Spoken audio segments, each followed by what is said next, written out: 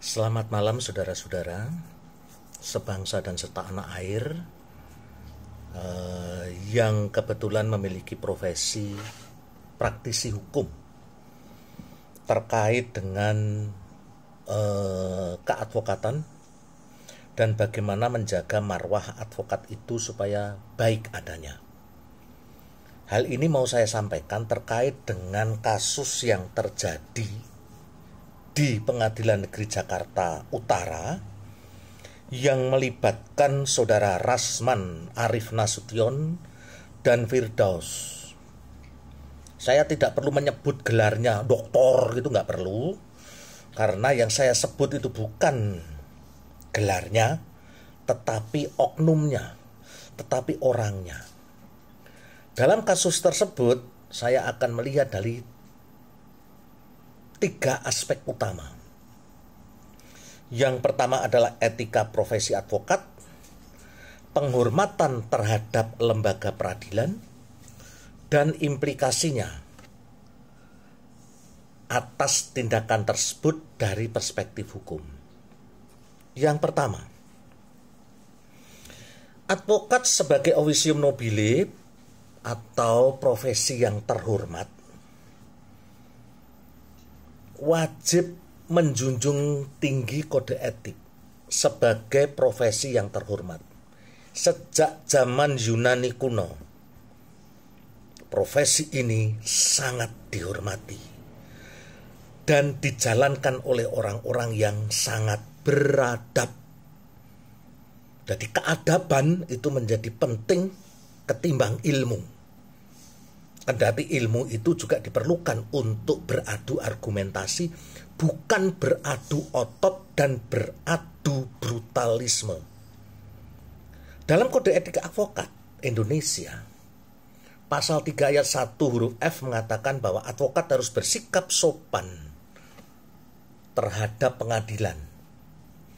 Tindakan naik meja sidang dan terlibat dalam kericuan di ruang pengadilan mencerminkan pelanggaran serius terhadap etika profesi advokat.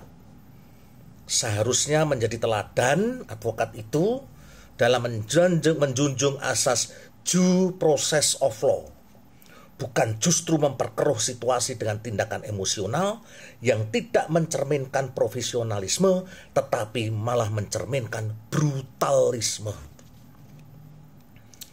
Saya selaku pengajar sangat prihatin dari mana orang ini dididik. Kemudian yang kedua, penghormatan terhadap lembaga peradilan. Pengadilan adalah institusi yang harus dijaga marwahnya, saudara-saudara.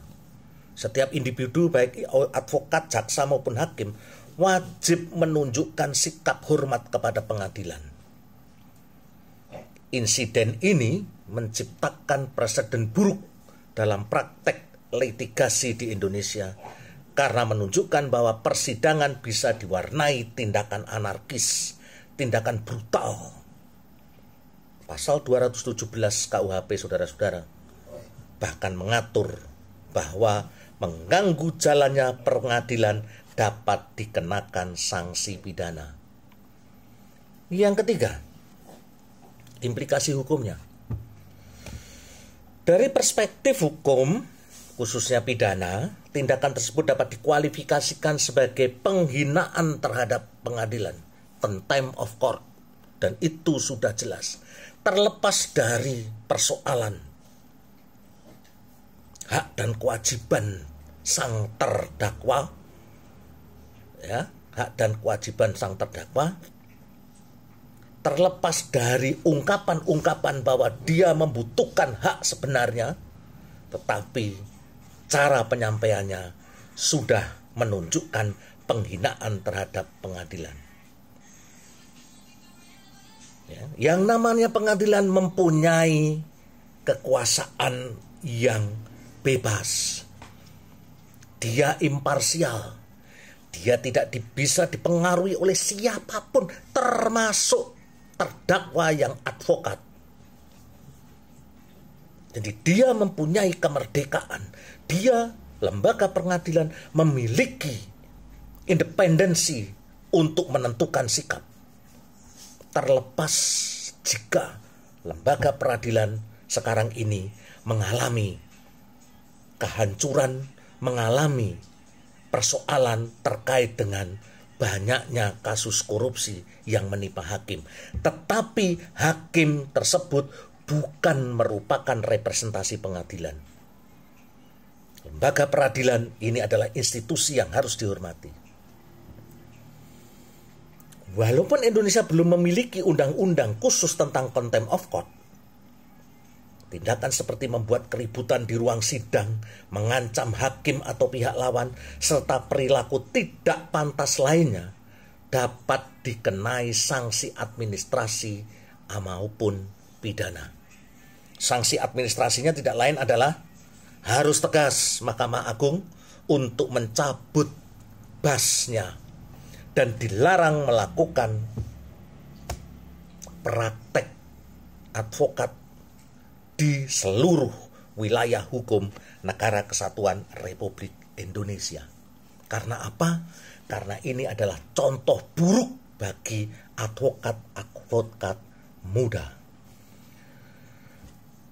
Saya menilai bahwa insiden ini mencerminkan kemunduran dalam praktek advokasi di Indonesia. Mudah banget menjadi advokat itu. Sangat mudah. Ya, saya harus akui itu. Jadi advokat itu sangat mudah.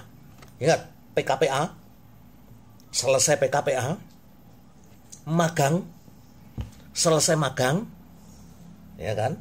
UPA, ujian profesi advokat, selesai UPA, baru kemudian kalau itu sudah 2 tahun menjadi bas, memperoleh bas, dilantik, disumpah, dan kemudian berpraktek.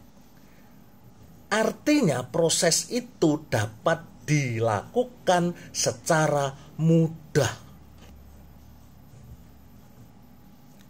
Nah, karena dilakukan secara mudah, maka kapasitas adab, etika, moral lepas dari pembinaan. Nah, oleh sebab itulah advokat harusnya profesional, memahami bahwa pertarungan hukum dilakukan dengan argumentasi, bukan dengan aksi fisik atau tindakan emosional yang tidak terkontrol. Nah, untuk mencegah insiden serupa perlu ada 1, penegakan tegas kode etik advokat melalui Dewan Kehormatan Advokat, terlepas itu dari organisasinya apa. Ya, si Rasman dengan si Firdaus ini, sanksi tegas terhadap tindakan contempt of court untuk menjaga martabat lembaga peradilan, dan pendidikan berkelanjutan bagi advokat. Advokat harus diupdate terus. Pengurus dan Dewan Pimpinan Pusat organisasi advokat harus sering melakukan update terhadap etika, adab, dan moral. Negeri ini yang menjadi persoalan adalah adab. Negeri ini yang menjadi persoalan adalah etika. Dan negeri ini yang menjadi masalah adalah moralitas. Hukum tidak hanya semata-mata sebagai alat untuk mengatur seseorang, tapi di balik hukum itu ada adab, etika, dan moral. Jaga itu. Saya berpesan pada advokat muda, silahkan saudara berpraktek, tapi tolong membaca terus etika dan adab serta moral. Terima kasih.